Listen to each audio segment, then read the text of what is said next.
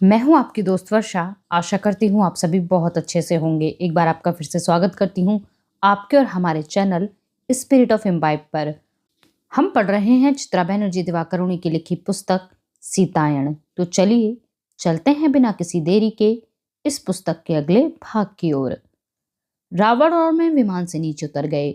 वह आगे चल रहा था और मैं चुपचाप उसके पीछे चल रही थी, क्योंकि उसने मुझसे पूछा था कि मैं उसके आदेश का पालन करूंगी या वह मुझे चावल की बोरी की तरह अपने कंधों पर डालकर ले जाए। मैंने ज्यों ही लंका की धरती पर पैर रखा, मेरा मस्तिष्क दो भागों में बट गया। एक हिस्सा इस बात से स्तब्ध था कि किस तरह मेरी 3 गलतियों के कारण मेरा जीवन नष्ट होने की कगार पर पहुंच गया था। दूसरा हिस्सा मुझे पागल होने से बचाना चाहता था। इसलिए मैं आसपास के वातावरण को शांत और विश्लेषणात्मक दृष्टि से देख रही थी। हम पुष्पक विमान से नीचे उतरे तो रावण की जय जयकार होने लगी। राक्षसों की भारी भीड़ रावण की प्रतीक्षा कर रही थी। वह रावण की योजना जानते थे और उन्होंने देख लिया कि रावण सफल होकर लौटा था। चारों ओर पुरुष और स्त्री रावण को झुककर प्रणाम कर रहे थे और तालियां बजा रहे थे। कुछ दूरी पर युवाओं का एक झुंड स्वागत गीत गा रहा था। मेरे विचार से रावण अत्याचारी राजा था, परंतु मैंने लंका पहुंचकर देखा कि उसके लोग उससे बहुत प्रेम करते थे। वह अच्छा नेता था। उसने उदारता से सबका अभिवादन स्वीकार किया। रावण के प्रजावासी आकर्षक और रंग बिरंगे कपड़ों में सजे हुए थे। किसी ने मनुष्य की खाल से बने कपड़े नहीं पहने थे। उनके वस्त्रों से उनकी सामाजिक श्रेणियों का अंतर दिख रहा था। मनुष्यों ने सब श्रेणियों को एक साथ मिला दिया था, परंतु लंकावासी राक्षस वनवासी राक्षसों से बिल्कुल भिन्न थे। कोई अन्य परिस्थिति होती तो मैं अवश्य उनके बारे में जानना चाहती, परंतु उस समय तो वे सब मेरे शत्रु थे। मैं केवल यही चाहती थी कि राम किसी भी तरह लंका पहुंचकर रावण को मारने का प्रयास करें। भीड़ से थोड़ी दूरी पर 2 लोग चुपचाप खड़े थे। मुझे उनके व्यवहार से असहमति महसूस हो रही थी। एक पुरुष राक्षस था जो रावण से छोटा था और उसका चेहरा रावण से मिल रहा था। दूसरी स्त्री थी जो देखने में ऊंचे कद की परंतु दुबली थी। वह राजसी वस्त्र पहने खड़ी थी। उसकी सुंदर आंखों में क्रोध और उदासी का भाव था। रावण आगे बढ़ा तो पुरुष राक्षस ने कहा, भैया, यह आपने बहुत अनुचित कार्य किया है। रावण ने कुटिल मुस्कान के साथ उत्तर दिया, मुझे लगता है कि यह मेरी विशेष उपलब्धि है। मैंने किसी सैनिक को मरवाए बिना अपनी बहन के अपमान का प्रतिशोध लिया है। यह मजाक की बात नहीं है। रावण के भाई ने कहा, मैंने ज्योतिषियों से बात की है। उनका कहना है कि आपके इस कर्म से हमारी सुंदर लंका नगरी नष्ट हो जाएगी। तुम ग्रह नक्षत्रों के प्रभाव पर आवश्यकता से अधिक ध्यान देते हो विभीषण। रावण ने कहा, क्या तुम भूल गए कि ये सब मेरे आदेश पर चलते हैं? यहाँ तक कि सूर्य और चंद्र तो मेरे महल के प्रहरी हैं। विभीषण ने रावण के हाथ पर हाथ रखकर कहा, इस स्त्री को लौटा दो भाई, अभी देर नहीं हुई है। यदि तुम चाहो तो मैं स्वयं इसे पंचवटी छोड़ाऊंगा। मैं इसे वापस नहीं करूंगा। रावण ने कहा, क्या तुम मेरी विजय से प्रसन्न नहीं हो? तुम ऐसी अशुभ संभावनाओं पर विचार ही क्यों करते हो? यह कहकर रावण ने विभीषण का हाथ झटका और फिर मुझे लेकर स्त्री के पास पहुंच गया। यह मंदोदरी है, मेरी पटरानी, उसने कहा। यह मेरे जीवन में आई अन्य स्त्रियों में सबसे अधिक बुद्धिमान है। हालांकि मैं इससे कम बुद्धिमान हूं, लेकिन मैं सदा इसकी बात नहीं मानता। स्वामी, मंदोदरी ने तनाव भरी आवाज में कहा, मुझे आपसे कुछ बात करनी है। मैं आपको इस स्त्री के विषय में कुछ अवश्य सूचना देना चाहती हूँ। रावण ने प्यार से मंदोदरी का चेहरा अपने हाथों में लेते हुए कहा, मैं तुम्हारी बात ध्यान से अवश्य सुनूंगा, परंतु अभी मुझे कुछ आवश्यक कार्य करना है। हम बाद में व्यक्तिगत बात करेंगे। फिर उसने मेरी ओर संकेत करते हुए कहा, यह सीता है और मैं इसे जीत कर लाया हूं। मैंने इसे इसके पति से छीन लिया है और मैं इसे अपने उद्देश्य की पूर्ति के लिए यहीं रखूंगा। तुम इसे अंतपुर में ले जाओ और तैयार करो। राक्षसियों से कहना कि इस पर नजर रखेंगी। यह परेशानी पैदा कर सकती है। मैं इसे जल्दी लेने आऊंगा। रावण के शब्द सुनकर मैं डर गई। उद्देश्य की पूर्ति, इसे तैयार रखो, मैं इसे लेने आऊंगा। वह मेरे साथ क्या करेगा? मैं इसे कैसे रोकूंगी? रावण अपने लोगों के साथ एक विशाल चमकती इमारत में चला गया। वह शायद उसका राज दरबार था। इस बीच मंदोदरी ने मुझे एक रथ के पास खींच लिया उसकी पकड़ बहुत मजबूत थी। उसने मुझसे बात नहीं की। उसके सुंदर चेहरे पर कोई भाव नहीं था। फिर भी मुझे उसकी भाव भंगिमा से क्रोध और लज्जा का आभास हो रहा था। मैं समझ सकती थी कि उसके लिए यह सब बहुत शर्मनाक रहा होगा। वह स्वयं भी किसी बड़े राजा की पुत्री होगी, परंतु उसे मुझसे डर महसूस हो रहा था। मंदोदरी को मुझ जैसी शक्तिहीन बंधक से डरने की क्या जरूरत थी? रथ का सारथी हमें एक विशाल महल के निकट ले गया, जो स्वर्ण और बहुमूल्य रत्नों से चमचमा रहा था। उसकी शिल्पकला बहुत सुंदर थी। मैंने ऐसी बनावट पहले कभी नहीं देखी थी। वहां के संगीत में फव्वारे स्वागत गीत गा रहे थे। वहां लगी बेल और लताओं से मनमोहक सुगंध आ रही थी। दीवारों पर बने नृतक सजीव लग रहे थे। उस महल पर पहरा देने के लिए कठोर किंतु सुंदर स्त्रियां तैनात थीं। मेरे विचार से यह वही स्त्रियां थी जिनका उल्लेख रावण ने किया था। यह किसी समय इंद्र के दरबार में पहरा देती थीं। रावण जब मिथिला आया था तो मुझे उस समय की कथा याद आने लगी। उसने एक बार देवताओं के राजा इंद्र से युद्ध किया और वह जीत गया। वह विजय के बाद उन स्त्रियों को ले आया था। क्या इन्हें भी मेरी तरह घर की याद आती होगी? उनके भावहीन चेहरे देखकर कुछ पता लगाना मुश्किल था। लंका में कितनी स्त्रियां कैद होंगी? क्या उन सब ने नियति के समक्ष समर्पण कर दिया होगा? मुझे डर लग रहा था। मैं असुरों के इस राजा की शक्ति का विरोध कैसे करूंगी?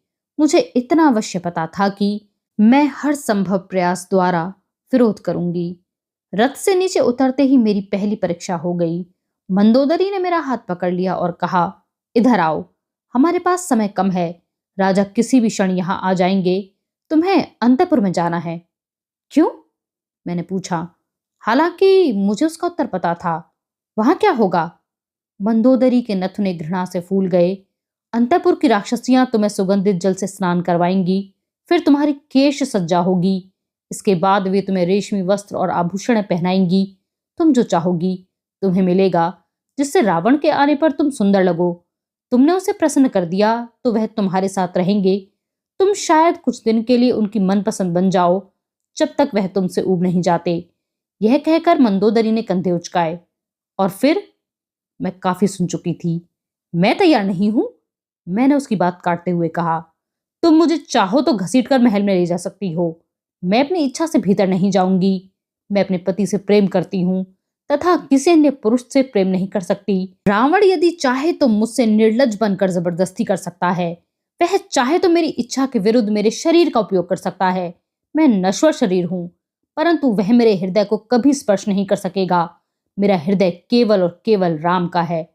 मंदोदरी ने मेरी बात पर ध्यान नहीं दिया। उसने ताली बजाई तो दो स्त्रियां आगे आईं और मेरा एक एक हाथ पकड़कर मुझे खींचकर आगे ले जाने लगी। वह मुझे दरवाजे तक ले गई। मुझे पता था कि यह मेरा अंत है। मेरा अनुमान था कि इमारतों का निर्माण भी माया जाल से किया गया था और भीतर जाने के बाद लोग अपनी इच्छा का उपयोग नहीं कर पाते थे। उन्हें वही करना पड़ता था जो रावण चाहता था। मैंने मन में सोचा, हे देवी, क्या यही मेरी नियति है? मेरे भीतर उतर आया जो ज्वालामुखी की भांति शक्तिशाली था। वह देवी थी या मेरी आंतरिक शक्ति? मुझे उसका अंतर नहीं पता। मुझे आवाज आई, तुम्हारा जन्म इससे बड़े उद्देश्य के लिए हुआ है। इसके बाद मेरे और देवी के शब्द मिलकर मेरे मस्तिष्क में गूंजने लगे। इस द्वीप, समुद्र और वन में रहने वाली आत्माओं, मेरी बात सुनो। हे देवताओं, मैं आपको साक्षी मानकर रावण और उसके समूचे कुल को शाप देती हूँ। राम मेरे अपमान का प्रतिशोध लेने अवश्य आएंगे। तब यह नगरी मृत्यु और अग्नि से भर उठेगी। यहाँ से उठने वाला धुआं सूरज को ढक लेगा। सड़े गिले शवों की दुर्गंध लंका की सीमा को पार कर दूर तक फैल जाएगी। यहाँ शवों के साथ केवल गिद्ध रह जाएंगे। यह सुनकर मंदोदरी स्तब्ध रह गई। उसने मेरा हाथ झटक दिया। उसका चेहरा सफेद पड़ गया। उसने सारथी से कहा, महाराज को कहो उन्हें तुरंत आना होगा, बहुत जरूरी बात है। रावण तुरंत आ पहुंचा। मुझे नहीं पता वह इतनी जल्दी कैसे आ गया। इस क्षण वह नहीं था और अगले ही क्षण वह प्रकट हो गया। उसने रेशमी वस्त्र पहने थे और सिर पर रत्न जड़ित मुकुट था। मंदोदरी मुझसे दूर हट गई थी। वह दौड़कर रावण के पास गई और उसे कसकर पकड़ लिया। इस स्त्री ने भविष्यवाणी की है कि इसका पति लंका को नष्ट कर देगा। तुम मारे जाओगे, हमारे पुत्र मारे जाएंगे और यहाँ शवों के अंतिम संस्कार के लिए भी कोई जीवित नहीं बचेगा। मैंने यही सपना कल रात भी देखा था। मैं आपको बताना चाहती थी, आपने मेरी बात नहीं सुनी। मैंने इस नगरी को आग की लपटों में जलते देखा था। मैंने अपने प्रिय पुत्र और आपके उत्तराधिकारी मेघनाथ का कटा सिर जमीन पर पड़ा देखा। मैंने लंका नगरी की रक्षक चामुंडी देवी को देखा। उन्होंने भी मेरी याचना नहीं सुनी। इससे पहले यह दुष्ट और दुर्भाग्यपूर्ण स्त्री हम सबके विनाश का कारण बन जाए, आप तुरंत इसे वापस भेज दीजिए। स्वामी, मैंने आपसे कभी शिकायत नहीं की। आप अनेक स्त्रियों को लंका लेकर आ गए, लेकिन मैंने कुछ नहीं कहा। परंतु इस बार मैं आपसे अनुरोध करती हूँ। मंदोदरी रोती हुई रावण के सामने घुटनों पर बैठ गई। रावण ने उसे धीरे से उठाया और फिर सांत्वना दी। उसने मंदोदरी से कुछ कहा। मुझे नहीं पता वह क्या बोल रहा था, परंतु मुझे इतना अवश्य दिखा कि उसकी बात सुनकर भी मंदोदरी दुखी और आशाहीन बनी रही। रावण ने अपने एक सैनिक को बुलाया। वह मंदोदरी को रथ में बैठाकर ले गया। इस बीच मंदोदरी ने एक बार भी मेरी ओर नहीं देखा। रावण ने शायद अपने सैनिकों को संकेत किया, जिसके कारण सब पीछे हट गए। रावण मुझसे एकांत में कुछ कहना चाहता था। मैं तनाव में थी और उसको मारना चाहती थी, परंतु उसका कोई लाभ नहीं था। वह बहुत शक्तिशाली था और इस समय अपने घर में था, जहां उसकी जादुई शक्तियां पहले से अधिक प्रबल हो गई थीं। मेरे लिए अपनी ऊर्जा और प्रतिष्ठा को बचाकर रखना बेहतर था। मैंने आसपास देखा। मैं भागने का मार्ग खोज रही थी, परंतु चारों ओर प्रहरी थे। उन सब के आगे लंका का सबसे बड़ा सुरक्षा प्रहरी था, एक विशाल समुद्र। मेरे पास भागने का रास्ता नहीं था। मुझे डर था कि रावण इस परिस्थिति का लाभ उठाएगा और मुझे छूने का प्रयास करेगा, परंतु उसने ऐसा नहीं किया। उसने मुझसे दूर रहकर संतुलित ढंग से बात कही। सीता, तुम जानती हो कि मैंने तुम्हें प्रतिशोध लेने के उद्देश्य से बंदी बनाया है। मैंने देखा कि तुम बहुत ऊर्जावान हो और इसलिए मैं तुम्हारी प्रशंसा करना चाहता हूँ। मैं तुम्हें अपने कारागृह में बंदी बनाकर नहीं रखना चाहता। हालांकि शुरू में मेरी यही इच्छा थी। मैं तुम्हें मारकर तुम्हारा शव तुम्हारे पति के पास जंगल में नहीं भेजना चाहता, क्योंकि फिर वह तुम्हें खोजना बंद कर देगा। मैं अपने भाई विभीषण के मतानुसार तुम्हें वापस लौटाने के लिए भी तैयार नहीं हूं। मैं चाहता हूं कि तुम मुझसे विवाह कर लो और मेरी रानी बन जाओ। तुम इस महल पर राज करोगी। तुम जो चाहोगी तुम्हें मिलेगा। तुम्हें हर तरह की सुख सुविधाएं, समस्त वैभव, पृथ्वी या इंद्र के दरबार की जिस वस्तु की तुम कल्पना कर सकती हो, वह हर चीज तुम्हें प्राप्त हो जाएगी। प्रिय, तुम केवल मुझे हाँ कह दो। रावण ने मुझे पहले बहुत डराया धमकाया था, परंतु उसकी यह बात उससे भी अधिक बुरी थी। उसके स्वर में घुली कामना के कारण मुझे घृणा होने लगी। साथ ही मेरे भीतर क्रोध और भय भी पैदा हो गया। उसके देखने के तरीके से मुझे ऐसा लगा कि मेरी त्वचा जल रही थी। मुझे इस तरह देखने और मुझसे ऐसी बात कहने का अधिकार केवल राम को था। मैंने अपना चेहरा साड़ी से ढक लिया। मैं रावण के विरुद्ध भीतर उफनते क्रोध को दबाना चाहती थी। उसके साथ बहस का लाभ नहीं था। शायद वह यही चाहता था। मैंने संयमित स्वर में कहा, मैं पूरे हृदय से केवल राम से प्रेम करती हूँ। मैं अंतिम श्वास तक विवाह के वचन के प्रति निष्ठावान रहूंगी। तुम जो चाहो कहो या करो, रावण ने कहा। तुम जानती हो मैं तुम्हारी इच्छा के बिना भी तुम्हें प्राप्त कर सकता हूँ। मैं संत नहीं हूँ। मैंने पहले भी अनेक स्त्रियों को इसी तरह अपना बनाया है, परंतु मैं तुम्हारे साथ ऐसा नहीं करना चाहता। मैं तुम्हारे शरीर को नहीं, अपितु तुम्हारे हृदय को चाहता हूँ। मैं तुम्हें सोचने के लिए 1 वर्ष का समय देता हूँ। इस अवधि के समाप्त होने के बाद तुम्हें मेरी रानी बनना होगा, अथवा मैं तुम्हें शूर्पणखा को सौंप दूंगा। फिर वही तुम्हारी मृत्यु के विषय में अंतिम निर्णय लेगी। राम कभी लंका नहीं पहुंच पाएगा। तुम्हें यह बात मान लेनी चाहिए। यदि वह किसी तरह यहाँ आ भी गया तो वह मुझे कैसे मारेगा? मैं देवताओं तक को पराजित कर चुका हूँ, जिन्हें ब्रह्मा ने अजय होने का वरदान दिया था। रावण ने ताली बजाई तो यक्षिणियां आगे आ गईं। इसे मेरी आनंद वाटिका में ले जाओ। इसकी सुख सुविधाओं का ध्यान रखना, परंतु इसके चारों ओर कड़ा पहरा लगा दो। यह मेरा आदेश है कि इसे किसी तरह की शारीरिक हानि नहीं पहुंचनी चाहिए, परंतु इसके मनोबल को तोड़ने का हर संभव प्रयास करते रहना है। यह कहकर रावण ने मुझे घृणा और वासना से भरी तीखी दृष्टि से देखा और फिर प्रकाश पुंज में ओझल हो गया। वर्षों पहले वह मिथिला में राजा जनक के विवाह कक्ष में से भी इसी तरह गायब हुआ था। उस भोले भाले और सुखद क्षण की स्मृति को मानो कोई तलवार बींध रही थी। दो यक्षिणियां आगे आईं और उन्होंने बड़ी कठोरता से मेरे हाथों को पकड़ लिया और मुझे लेकर चल पड़ी। उनकी उंगलियां पत्थर सी ठंडी और कठोर थीं। उनकी ठंडक से मेरा शरीर कांपने लगा। फिर अचानक अंधकार छा गया। ऐसा लगा मानो रावण के ओझल होते ही सूर्य भी छिप गया हो। शायद यह भी राक्षस की माया थी। मेरे प्रिय राम, मैंने मन में पुकारा, इस जरूरत के समय में आप कहाँ हैं? मुझे पता था कि वह कहाँ हैं। वह मुझसे बहुत दूर बीहड़ों में उन्माद से भरे मुझे खोज रहे होंगे। वह हर क्षण मुझसे दूर होते जा रहे थे, क्योंकि उन्हें इस विषय में कुछ भी नहीं पता था। हम लोग रात के अंधकार में चलते गए। आगे का दृश्य दिखाई नहीं पड़ता था। हम कभी पहाड़ी पर तो कभी दलदल से होकर चलते थे। कुछ अदृश्य जंतु मुझे स्पर्श करके निकल जाते थे। एक दो बार मुझे लगा कि हम भूमिगत रास्तों से भी होकर गुजर रहे थे। हम लोग कहाँ जा रहे थे? हमने कितनी दूरी तय कर ली थी? या यह भी राक्षस की माया थी? मेरे लिए और चलना संभव नहीं था, तो हम रुक गए। वहां बहुत से पेड़ थे और उनके पत्तों की सरसराहट सुनाई दे रही थी। सीता सीता सीता, अथवा वे कह रहे थे दुख दुख दुख। एक प्रहरी ने मशाल जलाई तो मैंने देखा कि हम लाल फूलों वाले विशाल वृक्षों के एक बगीचे में पहुंच गए थे। मैंने उन पेड़ों को पहचान लिया। उन्हें देखते ही मेरे भीतर हंसी गूंजने लगी, क्योंकि वह अशोक के वृक्ष थे, जिसका अर्थ होता है प्रसन्नता। एक प्रहरी ने मुझे धक्का दिया तो मैं नीचे गिर पड़ी। तुम क्यों हंस रही हो?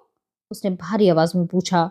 मैंने नजर उठाई तो देखा कि यक्षिणियां अदृश्य हो गई थीं और उनके स्थान पर कुरूप राक्षसियां खड़ी थीं। वे अवश्य ही किसी भिन्न जाति की थीं, क्योंकि उनका रूप मंदोदरी या कामरूपिणी से अलग था।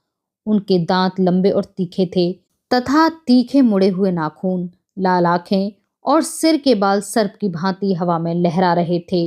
लक्ष्मण की बात प्रमाणित हो गई, क्योंकि उसने राक्षसों के इसी रूप का वर्णन किया था। उन्हें देखकर हैरत में पड़ जाता, क्योंकि वह हमेशा से राक्षसों को इसी रूप की कल्पना किया करता था। लक्ष्मण के बारे में सोचकर मेरी आंखों में से आंसू आ गए।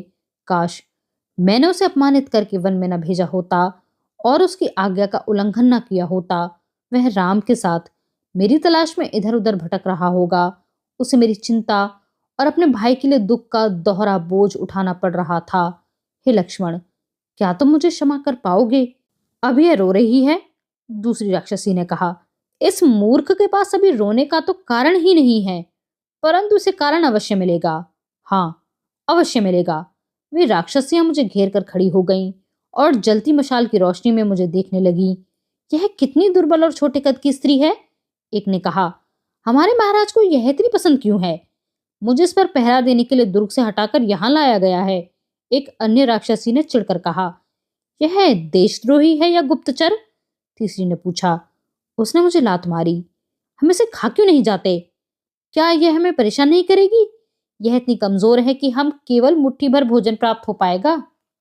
सुनो सुनो लड़कियों, एक ऊंचे कद की बलिष्ठ राक्षसी आगे आई। उसके सफेद बाल उसकी आयु और अनुभव को व्यक्त कर रहे थे। वह निश्चित तौर पर उनकी मुखिया थी। महाराज ने बता दिया है कि हमें क्या करना है। तुम्हें उनके निर्णय पर संदेह नहीं करना चाहिए। फिर उसने मुझे संकेत से बैठने को कहा। मेरा नाम त्रिजटा है। मैं इन प्रहरियों की मुखिया हूं। तुम आराम से बैठ जाओ। इस वाटिका में एक छोटा सा सुंदर कुंज है। महाराज ने कहा है कि तुम वहां रह सकती हो। मैंने ही उन्हें सुझाव दिया था, क्योंकि मुझे पता लगा है कि तुम्हें यहाँ काफी समय के लिए रहना है और इस वाटिका में बहुत मच्छर हैं। तुम्हारे लिए अच्छा होगा कि तुम अपना इरादा बदल दो और महाराज को अपना पति मान लो। तुम्हारे ऐसा करने से हम भी समस्या से बच जाएंगे।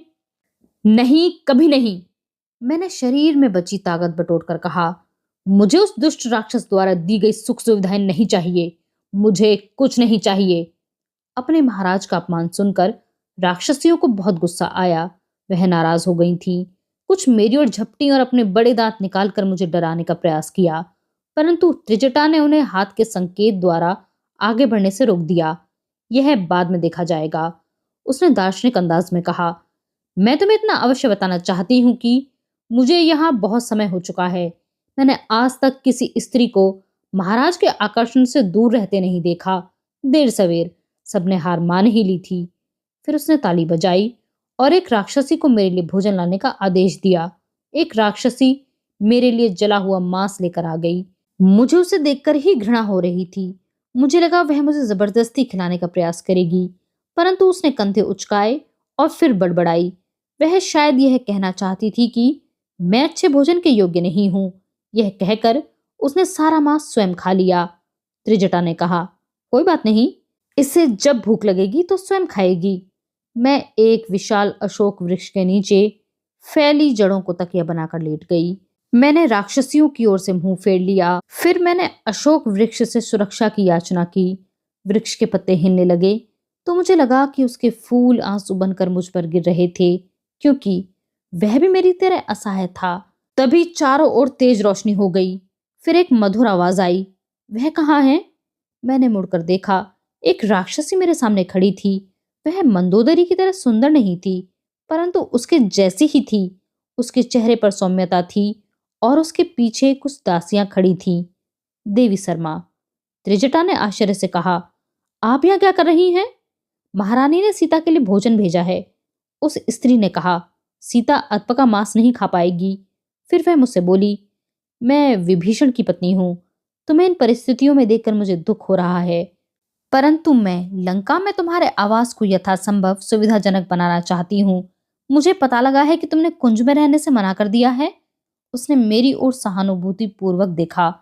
शर्मा के संकेत पर दासियां मेरे सोने के लिए गद्दे और खाने के लिए चांदी की थालियों में भोजन एवं मिठाइयां ले आईं। भोजन की सुगंध से मेरे मुंह में पानी आ गया, क्योंकि मुझे तेज भूख लगी थी।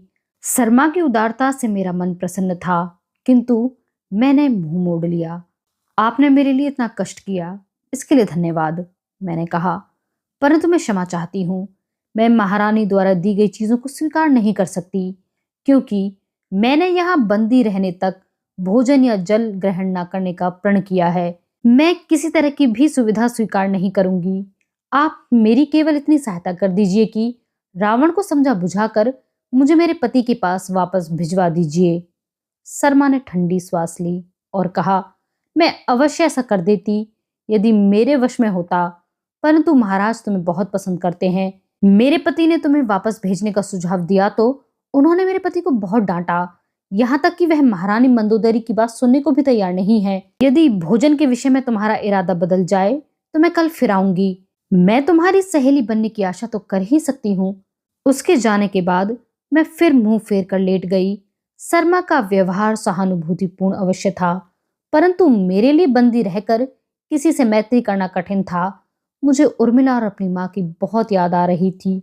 उन्हें याद करने से मुझे और अकेलापन महसूस होने लगा। मैंने अपना गाल धरती से सटा दिया, जो उस नरक से स्थान पर मेरी एकमात्र संगिनी थी। मैंने धरती से कहा, हे धरती माँ, दुख और भय से भरे इस स्थान में आप मुझे शक्ति दीजिए। मैं जब असहाय शिशु थी तब आपने ही मुझे सुरक्षा दी थी। राम के आने तक मुझे इस बंदी गृह में रहने का साहस दीजिए। राम को आने में न जाने कितना समय लगेगा। मैं कब तक भूखी रह पाऊंगी? मेरा शरीर कमजोर होता जा रहा था। थकान के बावजूद मैं बहुत देर तक करवटें बदलती रही। मुझे मुश्किल से नींद आई। तब मुझे एक सपना दिखाई दिया। मैंने हाथ में स्वर्ण पात्र लिए एक देवता को देखा। मैं इंद्र हूं। उन्होंने कहा, मैं तुम्हारे लिए यह दिव्य अमृत सुधा लाया हूं। इसे पीने से तुम्हें भूख नहीं लगेगी। हिम्मत और धैर्य रखो। राम आ रहे हैं, परंतु उन्हें थोड़ा समय लगेगा। मुझे स्वप्न में भी संदेह हो रहा था। मैं आपका विश्वास कैसे करूं? हो सकता है यह भी रावण का माया जाल हो। वह मेरा प्रण तोड़ने का प्रयास करता रहता है। यदि आप इंद्र हैं तो मुझे कोई संकेत दीजिए। इंद्र ने सिर झुकाया। उनके भीतर से प्रकाश फूटा और पूरे शरीर पर हजारों नेत्र उभर आए। उन्हें देखते ही मुझे उनके इंद्र होने का विश्वास हो गया। मुझे पता था कि उनके तन पर नेत्र महर्षि गौतम के शाप से उत्पन्न हुए थे। मैंने इंद्र के हाथ से पात्र ले लिया। उस पेय से मेरा शरीर गर्म होने लगा, परंतु मेरा हृदय व्याकुल था। मुझे पता है कि राम बहुत बड़े योद्धा हैं, परंतु उन्हें यह कैसे पता लगेगा कि मैं यहाँ हूं? यदि उन्हें मेरे विषय में जानकारी मिल भी गई तो रावण के विरुद्ध उनकी सहायता कौन करेगा? राम खतरनाक प्राणियों और निशाचरों से भरे उस विशाल समुद्र को पार कैसे करेंगे? क्या ब्रह्मा ने रावण को अजय होने का वरदान नहीं दिया है? इतने सारे प्रश्न? इंद्र ने ठंडी सांस ली। इन सब का उत्तर एक ही है। रावण पूरी तरह अजय नहीं है जैसा वह सोचता है। ब्रह्मा ने उसके साथ छल किया था। उन्होंने रावण से उन सब प्राणियों की सूची बनवाई जिनके विरुद्ध वह अजय होना चाहता था। रावण ने उस सूची में कुछ प्रजातियां तुच्छ जानकर छोड़ दी थीं, क्योंकि उसे लगा कि उसे इन प्रजातियों से कोई खतरा नहीं है। कौन सी प्रजातियां? मनुष्य और वानर, इंद्र ने कहा। इससे पहले मैं उनसे और प्रश्न पूछ पाती, वह अंतर्धान हो गए। उन्होंने जाने से पहले कहा, भरोसा रखो, पृथ्वी और स्वर्ग की सेनाएं एकत्रित हो रही हैं, परंतु ऐसा कार्य एक रात में नहीं होता। मैं बीच बीच में तुम्हारे स्वप्न में आता रहूंगा, परंतु इस द्वीप पर छाए असुरों के मायाजाल को भेदना बहुत मुश्किल काम है। मुझे इंद्र का उत्तर सुनकर संतोष नहीं हुआ, परंतु इंद्र की छवि धूमिल होने लगी थी। रुकिए, मैंने कहा, मैं एक प्रश्न पूछना चाहती थी। क्या आपने अहल्या से प्रेम किया था? क्या आपको अहल्या का जीवन नष्ट करने का दुख है? मेरे प्रश्न का उत्तर दिए बिना ही इंद्र ओझल हो गए। मुझे इस पर आश्चर्य नहीं हुआ। देवताओं के लिए ऐसी चतुराई करना कोई नई बात नहीं है। मैं सुबह उठी तो राक्षसियां मेरे आसपास खड़ी जोर जोर से हंस रहीं और मेरा मजाक उड़ा रही थीं। वे मुझे रात्रि से अधिक दिन में कुरूप दिख रही थीं। आज का यह अंक यहीं पर समाप्त होता है। हमें सुनते रहने के लिए आप सभी का बहुत शुक्रिया। अगर आप हमारे चैनल पर नए हैं तो हमारे चैनल को सब्सक्राइब करना, हमारी वीडियोस को लाइक करना और शेयर करना बिल्कुल न भूलें।